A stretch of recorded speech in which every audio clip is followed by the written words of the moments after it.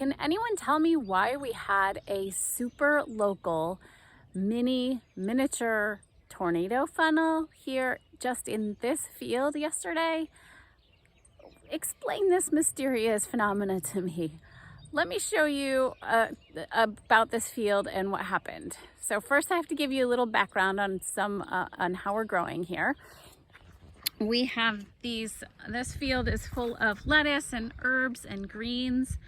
And this is our east field. That tree line is our neighbor to the east of us.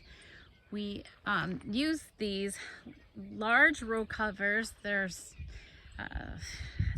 20 feet across, 15 feet across. They go across 3 beds of vegetables with walking paths in between. And you can see that underneath these row covers here, we have kale. This is red Russian kale, this is lacinato kale, and then we have bok choy over there. Now, we use these row covers to protect from insect damage. So we have, in the spring, there's little tiny flea beetles that hatch, and their whole purpose in life is to eat as much green leaves as they can so that they can mature and go on with their lives and reproduce. But they can eat all of the green stuff out of the leaf and just leave this like a lacy fibers. And then there's not anything for us to pick and send to you in your vegetable boxes if there's holes all throughout the leaf of the various greens. So we have to protect with an actual physical material, because we're not spraying insecticides and chemicals to kill those damaging pests. Now you can see here that it's a fine fiber that I can almost see through it to see what's underneath. The camera probably can't, but the rain and can get through here. The irrigation is underneath. The black plastic that's there for weed control, and obviously sunlight can get through as well, but the insects can't. Now we have 3 of these big sheets of this fiber material throughout this field. That bed there, this bed up here, and you can see up there at the top there's another big sheet up there. You can even see it blowing up. So we do have to weight it down, as you can see. The wind will pick it up, but we weight it down along the edges with dirt so that it doesn't fly off and uncover the plants. Now, our farm hand Andres was at the top of this field working on something, and he reported to Farmer Ruben right after it happened that he saw a funnel, a small funnel. I don't really know how tall it was, but it went through this field and made a path, which you can see the damage that it did. Only if I point it out to you, but it cut the row cover up there in half. It cut this row cover in half. So you can see the end here. The Farmer Ruben and 2 of the guys came and did some repair. And then over here, you can see that it cut through this row cover as well. Totally random phenomena. Totally random damage. It didn't damage the plants. Obviously the plants are okay, but it cut through these row covers. This one didn't have enough overlap so to cover these plants in the middle. So the guys just spent some time with their shovels putting dirt back on the edges of these. The one I showed you up there had more give, so they were able to overlap them and protect all the plants. These plants here will get eaten up, but instead we'll probably pick them for selling in our market, or maybe I'll take them into the kitchen to use for the family. What happened? We don't know. But the one good thing came out of it. Even though they had to spend some extra time in this field doing this seemingly pointless task that normally would never happen, Farmer Ruben did notice that some of the plants out here were looking wilty.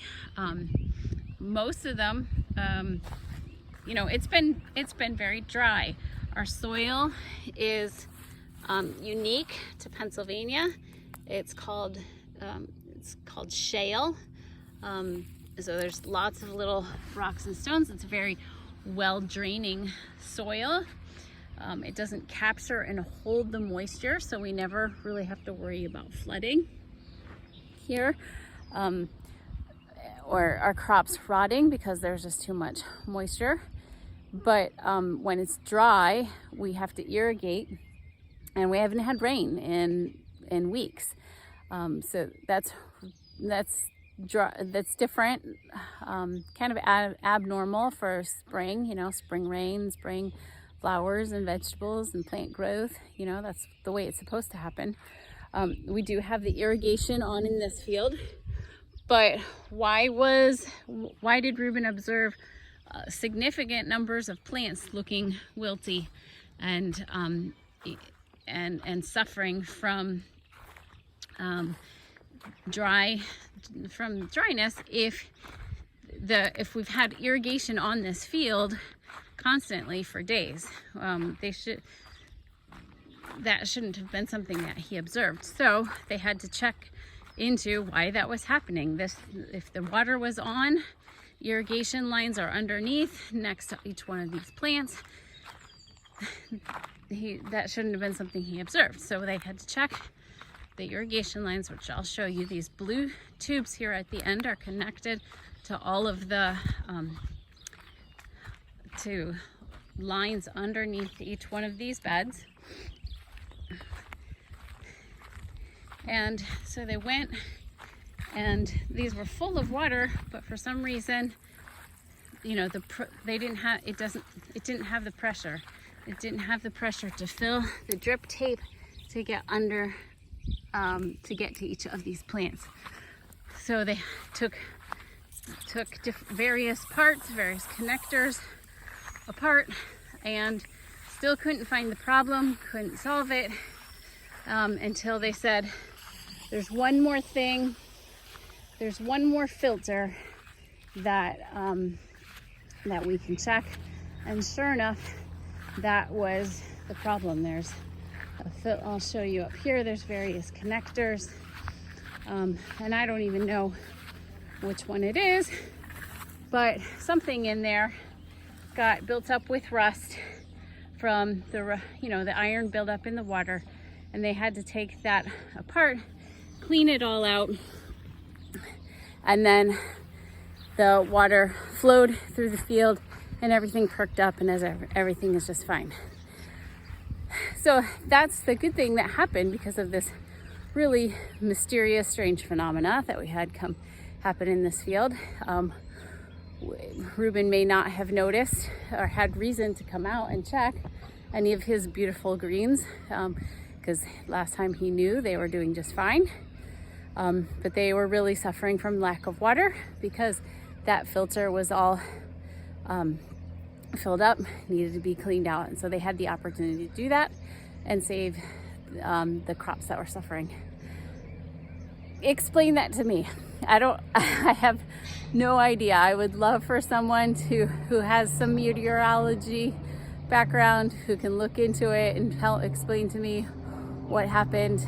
But for now, we're just saying, all in a day's work, we had to do a little extra work, had to solve a problem, and things are going fine now. So that's the story for today. Thanks for supporting us and loving the vegetables. We love how you share your meals with us in our farm member chat. If you're not in our Telegram group, please get on there. It's really exciting and inspiring to see what people are making with their meats and dairy and cheeses and vegetables, the sourdough bread and all that. So get in that group and join the conversation. The link to that group is in emails that come to you from when you customize your box. Just look in the Farm Happening. There's always a link to that, and in various other emails that I send to you, or you can just ask me and I'll send you a link. All right, thanks so much. Have a great weekend. Thanks for supporting us and other local farmers. We really appreciate it. Bye.